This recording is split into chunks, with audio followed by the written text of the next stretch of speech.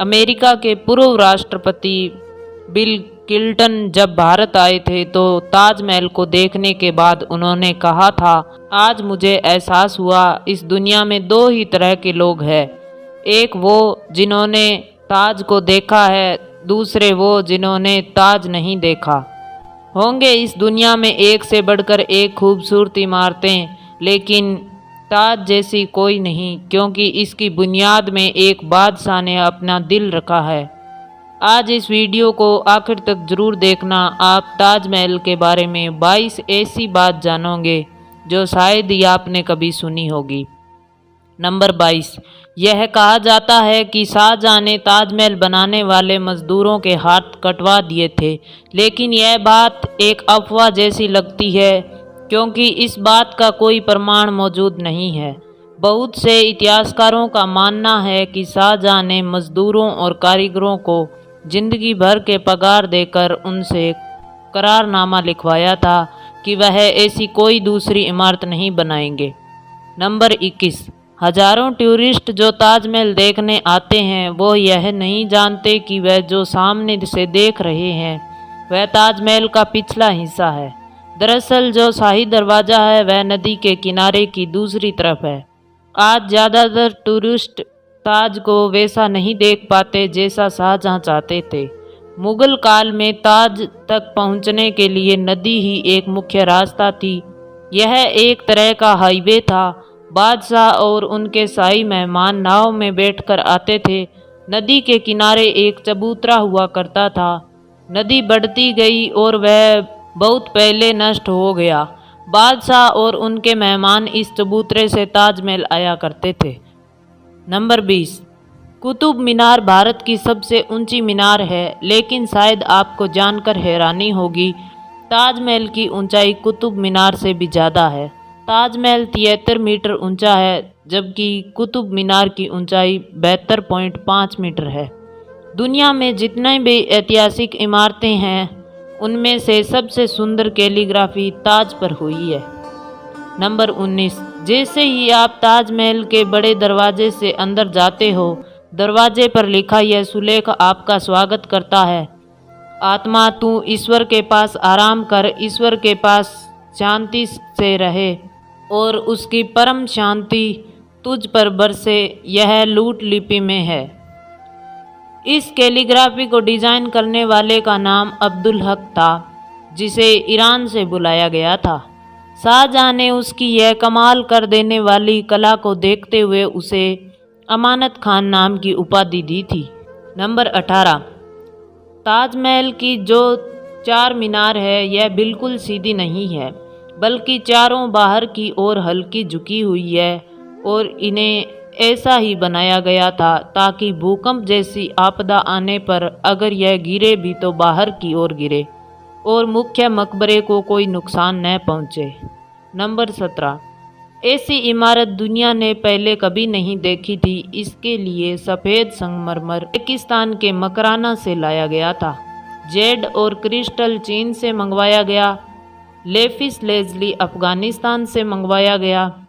टर्काइस तिब्बत से और जेस्पर पंजाब से, सफ़ायर श्रीलंका से और कार्लेनियम अरब से लाया गया था। कुल मिलाकर ऐसे ही 28 किस्म के बेशकीमती रत्नों को सफ़ेद संगमरमर में जड़ा गया था। इन सब चीज़ों को विदेश से आगरा लाने के लिए 1000 से भी ज़्यादा हाथी इस्तेमाल किए गए थे। नंबर 16, जिस वक्त शाहजहां बादशाह बने वह मुग़ल सल्तनत का सबसे सुनहरा दौर था, या यूं कहें शाहजहां का ज़माना मुग़ल हुकूमत की बसंत जैसा था। चारों तरफ अमन और खुशहाली थी। प्रजा के लिए बादशाह का हुक्म यह सबसे ऊंचा होता था। शाहजहां के समय में चाहत में लड़ाइयाँ नहीं होती थी। वह ज़बरदस्त शान और शौकत ऐशुद का दौर था। बादशाह को बड़ी बड़ी इमारतें बनवाने का शौक था। उन्होंने मुग़ल वास्तुकला के साथ भारत के प्राचीन इतिहास को मिला दिया था। नंबर 15, 1857 की क्रांति के दौरान अंग्रेज़ों ने ताजमहल को काफ़ी नुकसान पहुंचाया। उन्होंने लेपिस लेजली जैसे कई देश कीमती रत्नों को ताजमहल की दीवारों से खोदकर निकाल लिया था। नंबर 14। ताजमहल आज से करीब 400 साल पहले 1631 में बनना शुरू हुआ था और यह 22 साल बाद 1653 में पूरा हुआ। इसका निर्माण 20,000 कारीगरों और मजदूरों ने किया था। वास्तुकला का इससे शानदार नमूना दुनिया में दूसरा कोई भी नहीं है। ताजमहल के निर्माण के लिए हर चीज को हीरे की तरह पढ़कर चुना गया था। ताजमहल की दीवारों पर जो नक्काशी है, इसकी तकनीक इटली के कारीगरों से सीखी गई थी। उसे रेगिस्तान का बुखारा से संगमरमर को तराशने वाले कारीगर बुलाए गए थे। ईरान से संगमरमर पर कैलीग्राफी करने वाले कारीगर आए थे और पत्थर को तराशने के लिए बलूचिस्तान के कारीगरों को बुलाया गया था। नंबर 13। ताजमहल के मुख्य गुंबद का जो कलश है वह किसी जमाने में सोने का हुआ करता था। 19वीं सदी की शुरुआत में सोने के कलश को बदलकर वहां कांस्य का कलश लगा दिया गया। नंबर 12। दावे के साथ नहीं कहा जा सकता कि ताजमहल को किसने डिजाइन किया, लेकिन यह कहा जाता है कि 37 लोगों की एक टीम ने मिलकर ताजमहल का नक्शा तैयार किया था। यह 37 वास्तुकार दुनिया के दूर दूर के कोने से बुलाए गए थे। नंबर 11। ताजमहल की नींव बनाते समय ताजमहल के चारों ओर बहुत से कुएं खोदे गए। इन कुओं में एक पत्थर के साथ साथ आपनुस और महोगनी की लकड़ी के लट्ठे डाले गए। यह कुएं ताज की नींव को मजबूत बनाते हैं। आपनुस और महोगनी की लकड़ियों में यह खासियत होती है कि इन्हें जितनी नमी मिलती रहेगी यह उतनी ही फौलादी और मजबूत रहेगी। और इन लकड़ियों को नमी ताजमहल के पास बहने वाली यमुना नदी के पानी से मिलती है। यमुना नदी के पानी का पारा हर साल घट रहा है और लकड़ियों में नमी की कमी आ रही है। यही वजह है कि सन 2010 में ताजमहल में दरारें देखी गई थी। नंबर 10। 1653 में जब ताज बनकर तैयार हुआ था, उस समय इसके निर्माण की कीमत करोड़ों में आंकी गई थी। उसी हिसाब से अगर आज ताज बनवाया जाए तो इसे बनाने में कम से कम 57 अरब 60 करोड़ रुपए लगेंगे। नंबर 9। एक कहानी प्रसिद्ध है। शाहजहां यमुना नदी के दूसरी तरफ काले संगमरमर से ऐसा ही एक और काला ताजमहल बनवाना चाहते थे। कहा जाता है कि शाहजहां मुमताज की तरह अपने लिए भी एक मकबरा बनाना चाहते थे, लेकिन इससे पहले कि वह काला ताजमहल बनवा पाते औरंगजेब ने उनको कैद खाने में डलवा दिया था। लेकिन इतिहासकार कहते हैं कि यह बाद में बनाई गई मनगढ़ंत कहानी है। जिस जगह शाहजहां को काला ताजमहल बनवाने की बात कही जाती है वहां कई बार खुदाई की जा चुकी है, लेकिन ऐसा कोई सबूत नहीं मिला जिसे यह पता चले कि शाहजहां काला ताजमहल बनवाना चाहते थे। नंबर 8। 1989 में एक भारतीय लेखक PNO ने एक किताब लिखी थी जिसका नाम था ताजमहल द ट्रू स्टोरी। इस किताब में उन्होंने कई तर्कों के साथ यह दावा किया था कि ताजमहल मकबरा बनने से पहले एक शिव मंदिर था और इसका नाम तेजो महालय था।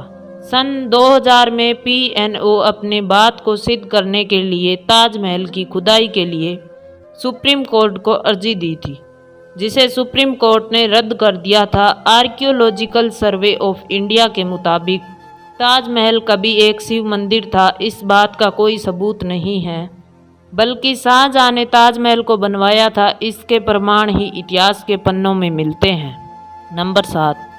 ताजमहल का डिजाइन हुमायूं के मकबरे से प्रेरित दिखता है। हुमायूं शाहजहां के परदादा थे। उनका यह मकबरा हिंदुस्तान में आगे बनने वाली कई मुगल इमारतों के लिए प्रेरणा बना था।